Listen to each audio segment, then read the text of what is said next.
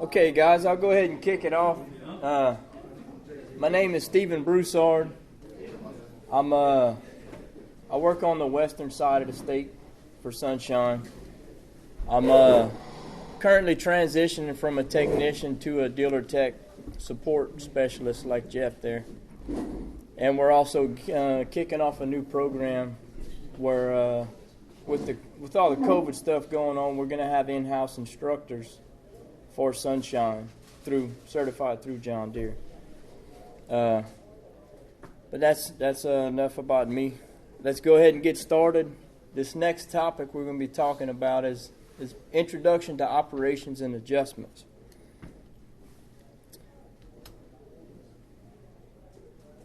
What we're going to go over how the data management principles impact your producer's operation. So we're going to talk about the impact it has on you guys. We're going to go over how to optimize machine components that are used to collect all of your data. And we're going to go through setup, auto track documentation, and section control. We're also going to go over how to prepare the machine and the implement to accurately document the data. And we're going to briefly touch on the use of data management tools to utilize operation information. Patrick's going to go a little more in-depth in the next section on that. Okay, this is the effect that the data management principles have on you guys. It's going to maximize your time, reduce operator fatigue, reduce saw compaction, accurately track your yield and your yield locations while you're going through the field. It's going to save you money through decreased overlap. That's in seed, fertilizer, diesel. It's also going to increase your insurance reporting efficiency and document all of your field trends. This is really helpful after a few years. You can actually overlay your years and say, okay, I tried this, it didn't work. Different things like that, which ultimately would improve your management decisions, because you guys making decisions with a lot of zeros behind it. So having the most accurate data that you can to make those decisions would help you to make the right decisions. Okay, optimizing machine components. This is going to be your preseason checks. You're going to check for updated software, which you can do through the Gen 4 display.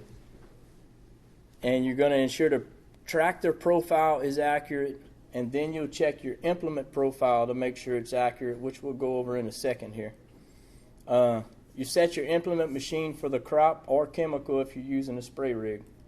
Then you calibrate the components necessary to get the data on the machine.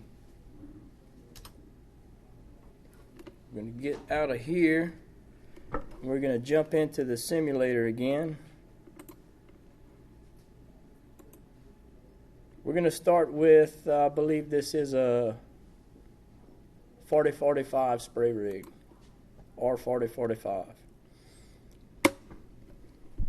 And these things are accurate with all these pop-ups after you turn it on. We're going to update our track space and see what I just went through there.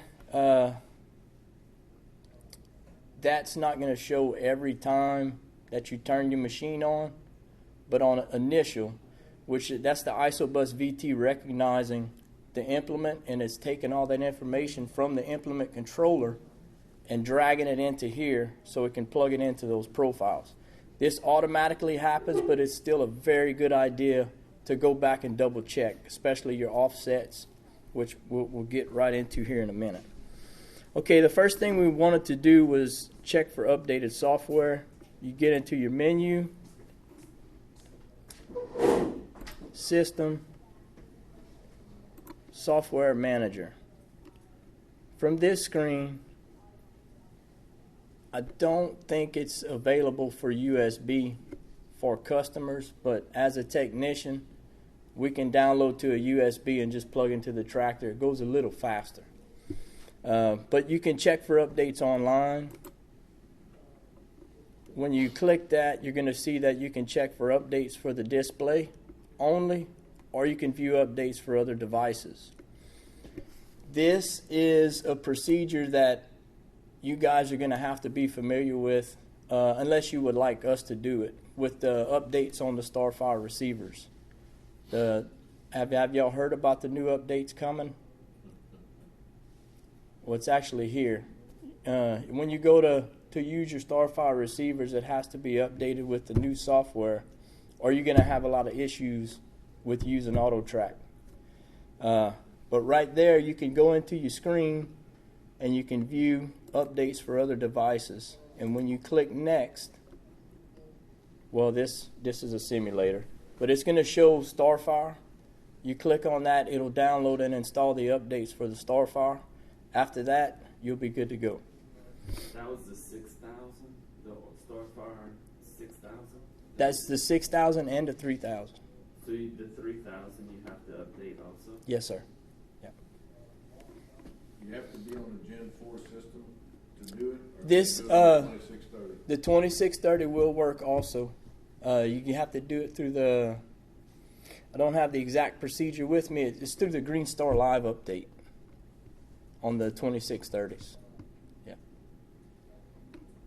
And my ATC receivers, you want them? Not really. That's a paperweight now. Yeah. Okay. Now that we got our software, let's jump into Equipment Manager, and we're going to look at our profile. If you were on a tractor with a planter, you'd be under tractor, but you can name the profile for the implement. It's going to show, this is the important one, this auto-populates your lateral offset and your inline offset. This is the measurement from the receiver to the fixed axle, not the steering axle. And then you have your offset from the center line of your machine.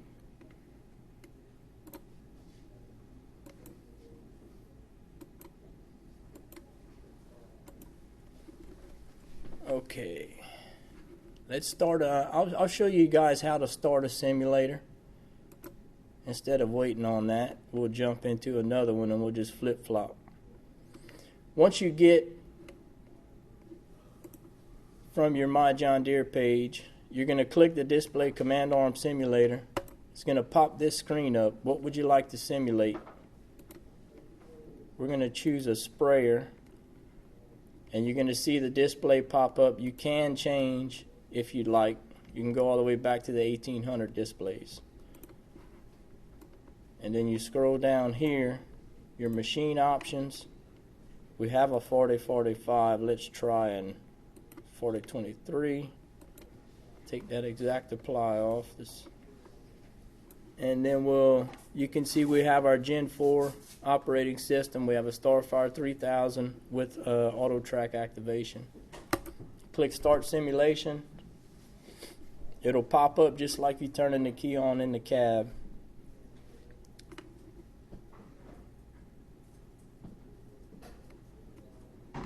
And it takes just as long sometimes. That can get aggravating sometimes. Let's see if we cleared up on our other one. Yep, there we go. Okay. That's your main thing you want to look at here.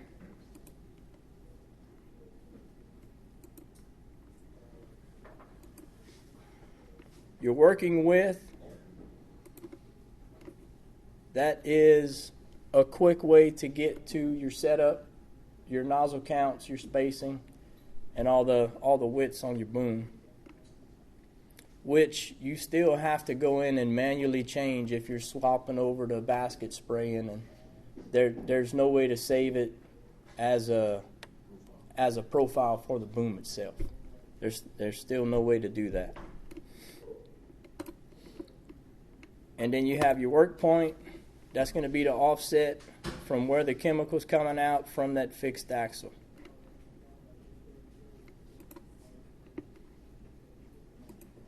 And of course your mechanical delay.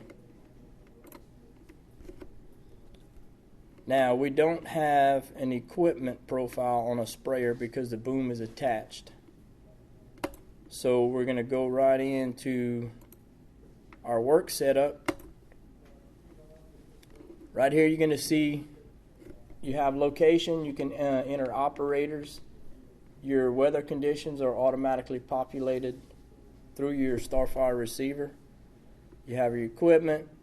And if you have any questions, you can always click the help, and it will take you through setting that up. But for now, we're going to go in. What I notice a lot of people do is they put a single product and they'll put Roundup and they'll just go spray. Well, you're not getting completely accurate information that way. If you are doing a tank mix, you're going to click on a tank mix. You got your rate. We'll leave it, for the sake of this presentation, we'll leave it at 10 gallons an acre. Add a new tank mix. We'll call it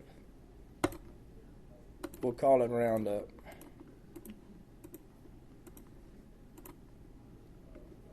And right there we set our rate. We're going to go 10 gallons per acre. Now you have your water at 10 gallons an acre. That's your first product. You go to add product. Go to herbicide, Roundup. You can edit your name there. Hit OK. Now this is where you're going to get your target rate of your actual product. So you can click on gallons per acre. You can go to, let's see, if it'll let me here. Back that up. Let's say 30 ounces per acre. You hit OK. Now you added your chemical. So you can see right here under your work totals, it has your target rates per acre. And you save that profile.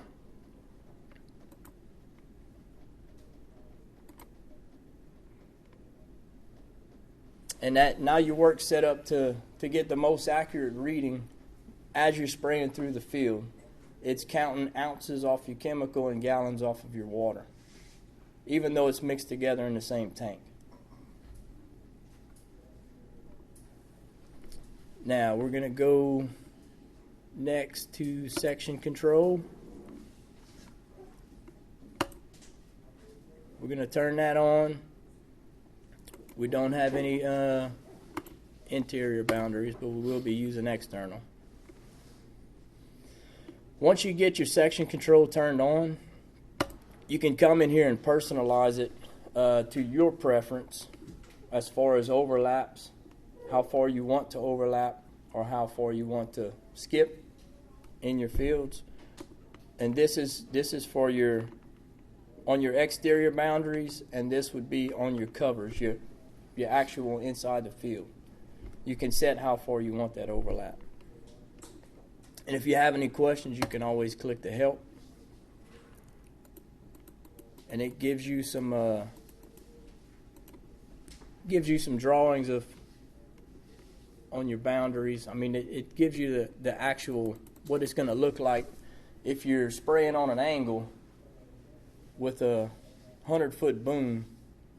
You're either going to get into your headland a little bit, or you're going to leave a skip in the field one way or the other. So you got to find that comfortable medium when you're setting your overlaps.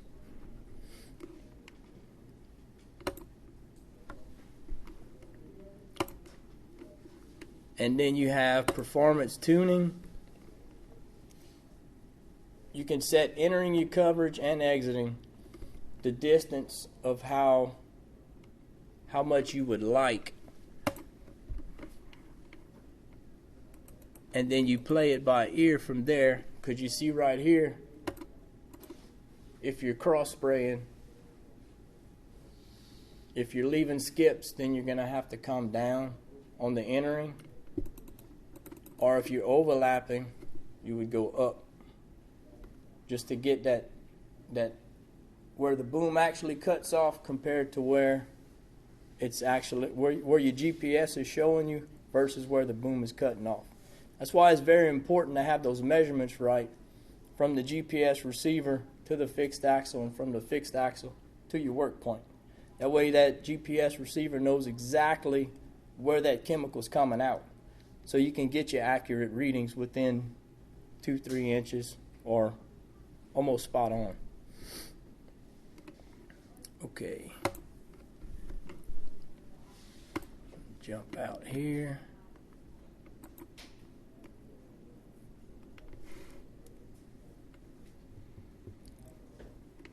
All right, next thing we're going to do, now that was setting up documentation and section control. Now you're going to get into your machine settings, which, unless you're running a brand new machine or you just bought a used machine, the settings should be the same as the last year. But you just want to double check. If you're using Boom Track Pro,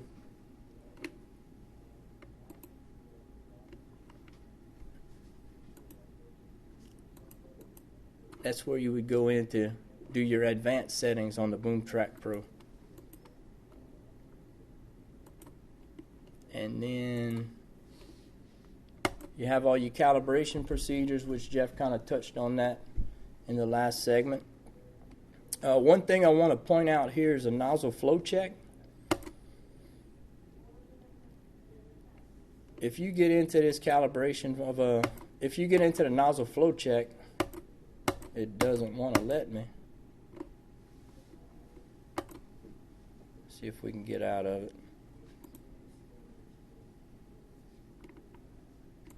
Will your system, like, say you overlapping in the field, will your system cut off booms and not let it spray? Yes. A section? Yes. It cuts off one section at a time. Yeah.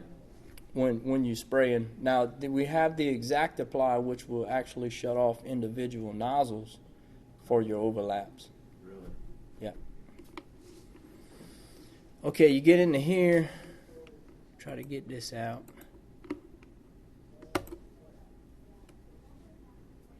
This simulator does not like this test for some reason. It worked with me yesterday. Maybe try swapping over to that other one you open those. Yeah.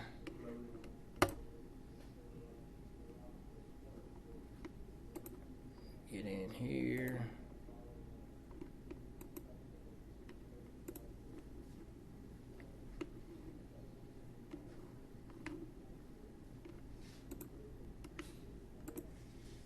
Okay. When you get into your nozzle flow check, you're going to actually set the speed that you want to go, the rate that you want, and let's get this thing set up here. Get our RPMs up. We'll turn our pump on.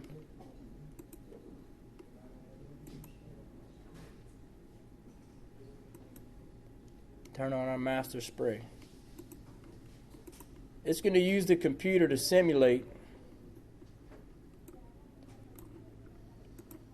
It's going to use the computer to simulate your field conditions, especially if you're unsure about which nozzles to use. You can see what your pressures are going to run. And this isn't showing very much information here. But you would be able to see average gallons per acre, how many gallons per minute your pump is putting out, and also you'll be able to see the pressures that you're running at this miles an hour with that rate. Now you can change it just to see how your pressures are going to react. Now, mind you, you still when you're doing this test, you've got product coming out the boom. You're physically running the spray system in place to try and get your rates right and get your pressures right before you hit the field. So what I've done before is when you're in the field, if you can't get that gallons per acre right, or you're running your pressure's running high, what we've done before is ran this nozzle flow test in the field, and we'll open up that restrictor valve or the high flow valve. I'll get the operator to get all of his information in here, turn the sprayer on, and I can close that valve down to restrict the flow until the gallons per acre and the PSI levels off and reaches that comfortable medium.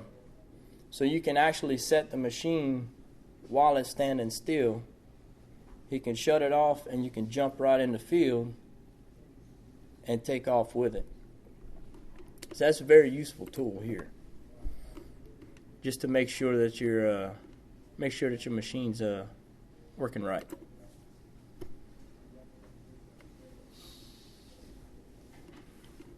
Okay, now we're going to get into the field here.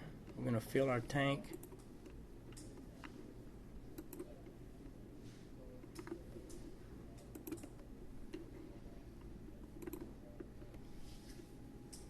Turn on section control.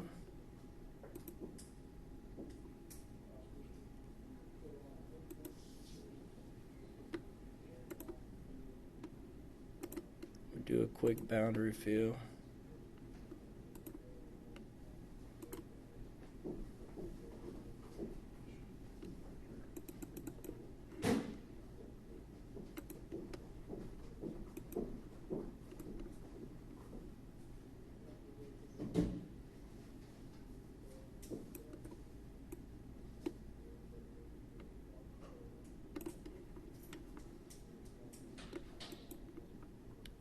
Go ahead and jump on this line here.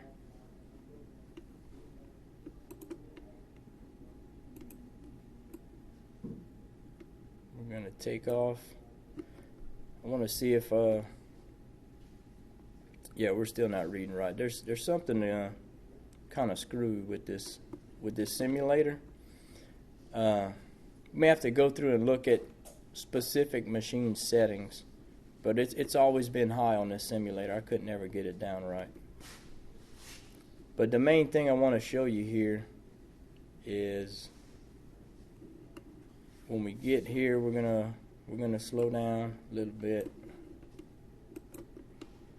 We're gonna flip around, get back on our line.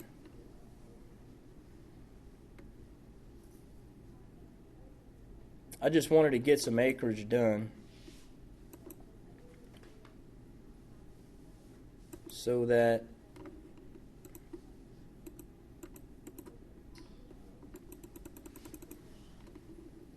okay.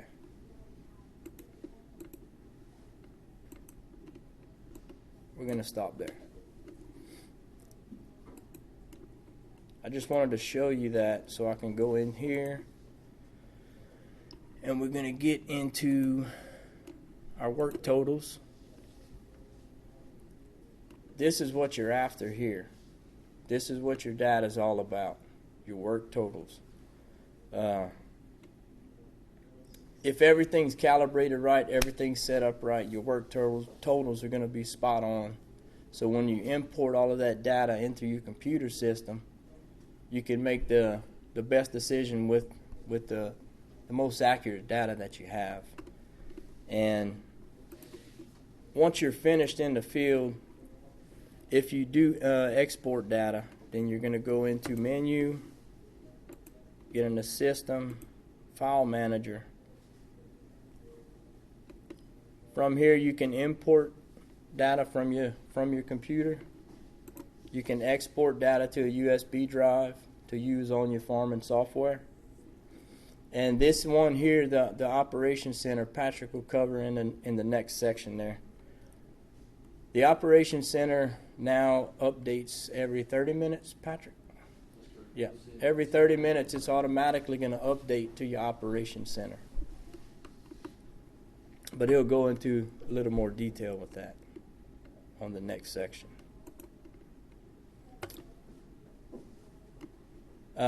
Quick show of hands. Do any of y'all use any row planters or air seeders, or is it mainly sugar cane? You use air seeders or row planters? Both. Both? Okay. 1990 and 1790. I was going to do a different simulation here. This was setting up a spray rig. I'd like to get into. We'll go ahead and do an air seeder. Get out of that.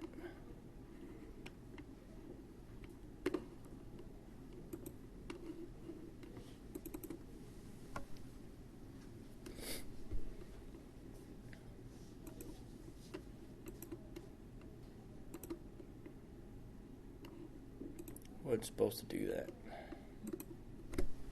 Let's see.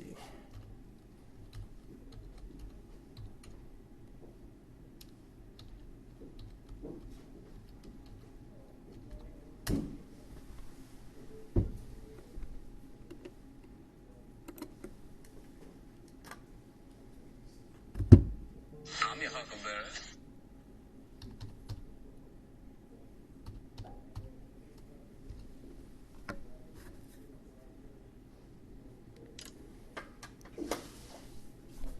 All right, sorry about that delay.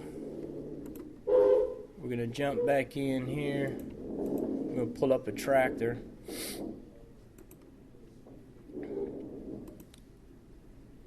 We'll get a seeder here.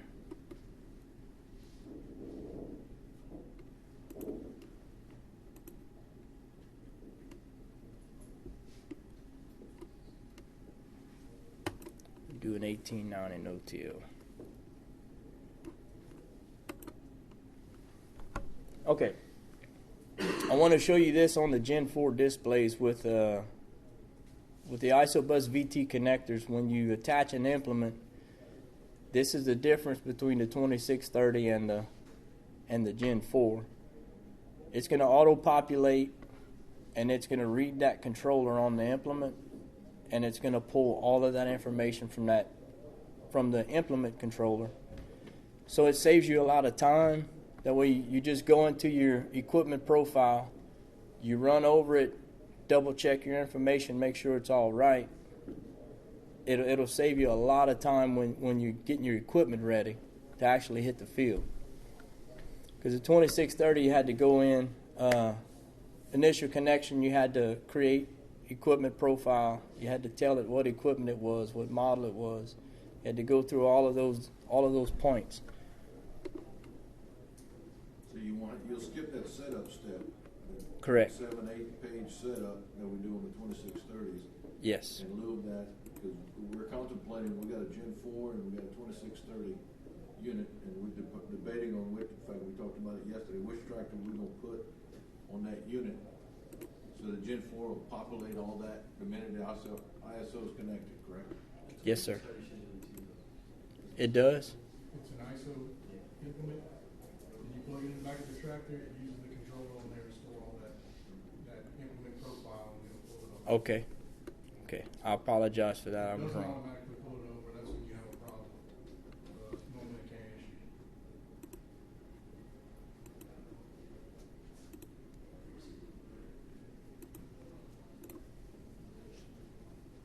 Yeah, if you got an older air seeker and a Gen 4 screen, sometimes that air seeker. You know what Bill that is? What's that? You know what Bill that is? I've been there.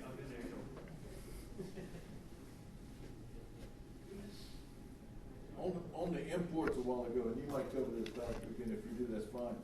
On the import, in terms of prescriptions, Operation Center, building prescriptions, recipes, feed sprayers, then picked up. That's correct. There's a few different ways that it can be done, depending on your screens and stuff. But I can You gonna cover that? Okay.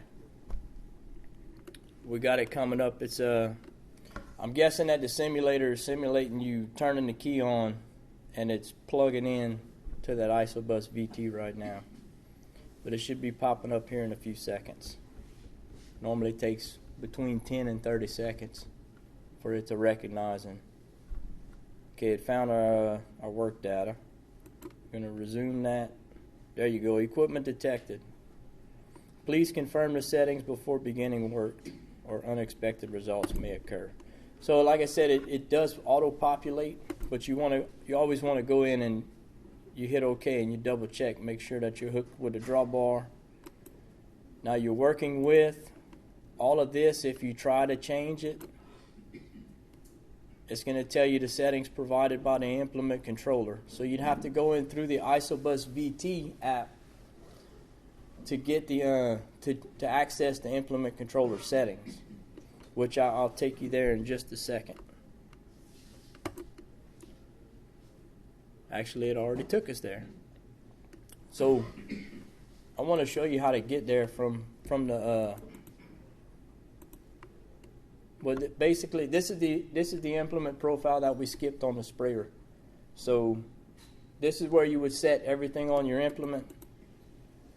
This one has 4 rows, which you're planting seed on the first row, and then you also have fertilizer on this seeder. So what you're going to do on your section offsets,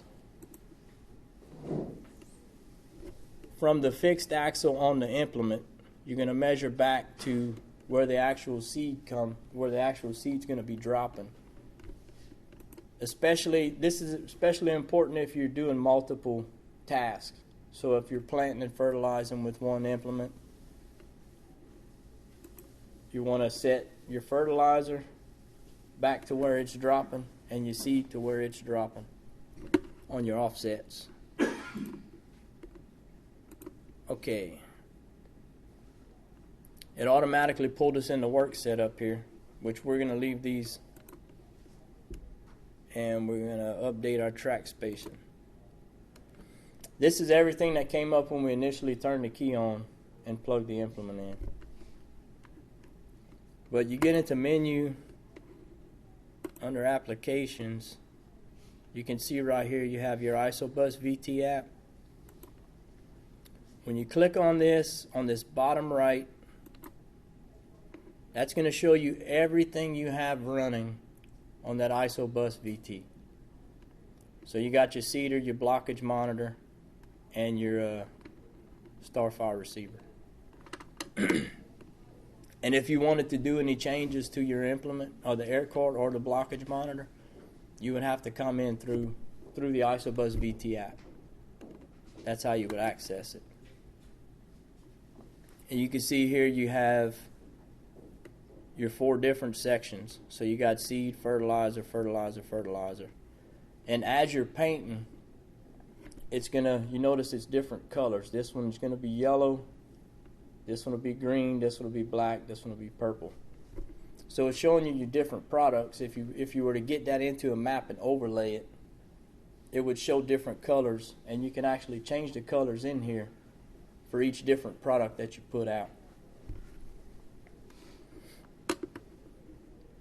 And also, if you have any questions about this, you would go into here under help, and it explains, showing the different controllers that are on the ISOBUS.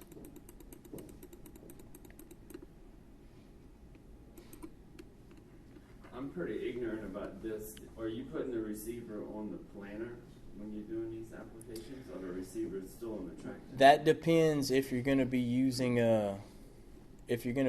implement guidance or not. That's an option.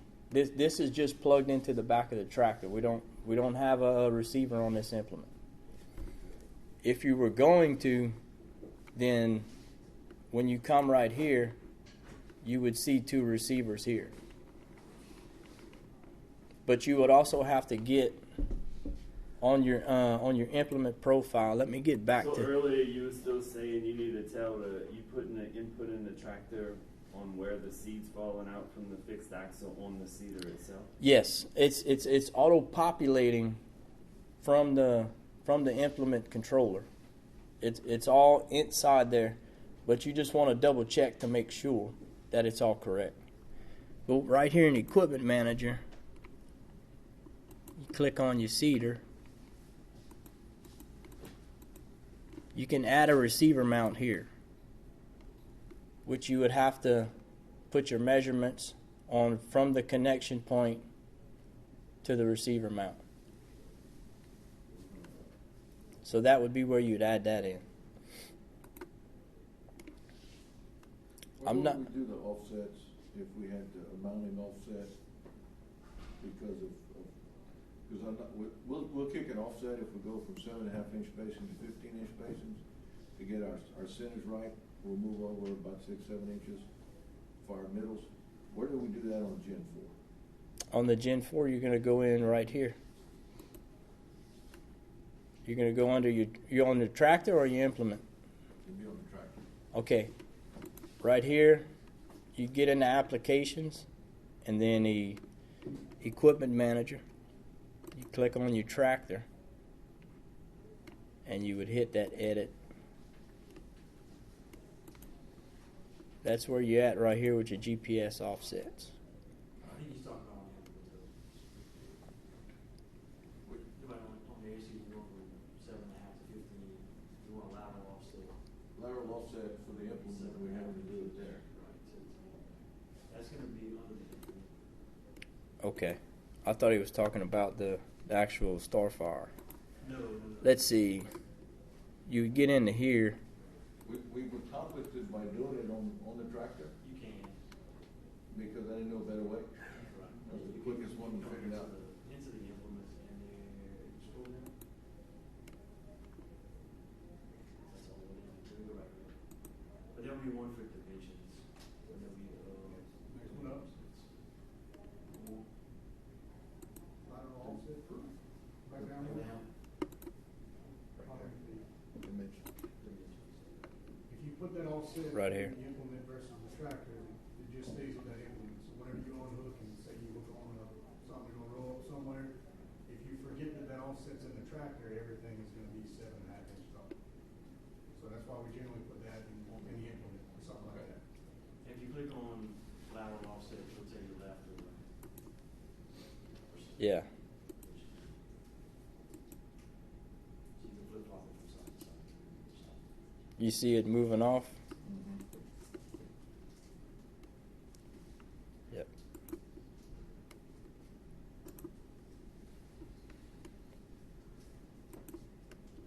And that's also where you would go. You can add, if you're pulling tandem implements, you can add an operation. Right there. Profile up, I would accept that. I would say you're planning 7.5 inch profile on that planner versus 15 inch. We'll start with beans on 30 inches, then we'll go to 15, and we finish at 7.5 if you gotta go to 18. No, I don't think you can. I'm gonna say the five. Okay.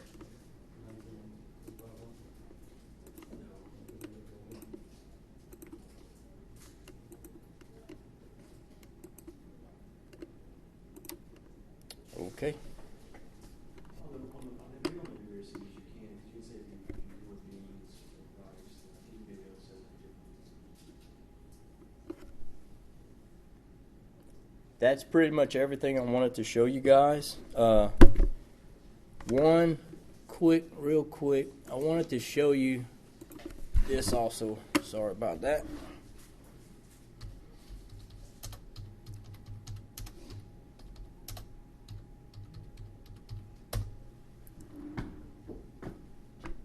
Everyone has a smartphone.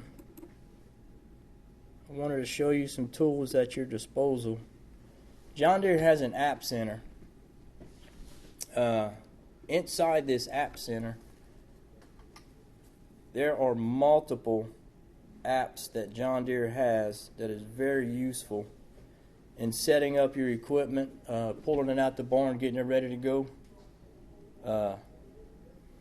When you pull up the App Center, it's got a list of apps. More specifically, there's a new one, Equipment Plus, which it combines a lot of the older apps. And when you get into Equipment Plus, you can add every piece of equipment that you have onto this app. And when you're getting ready, you click on that profile, and it'll give you pre-checks. Like if you're getting ready to start seeding, it'll take you through the seeder, the things you need to check before you get in the field. Very, very helpful. If y'all would like to download that.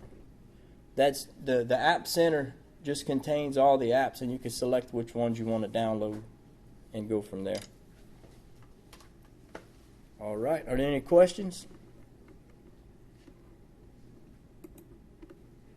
Okay. We've been here almost an hour. Go ahead and take 10 minutes, and then we'll kick off the next section.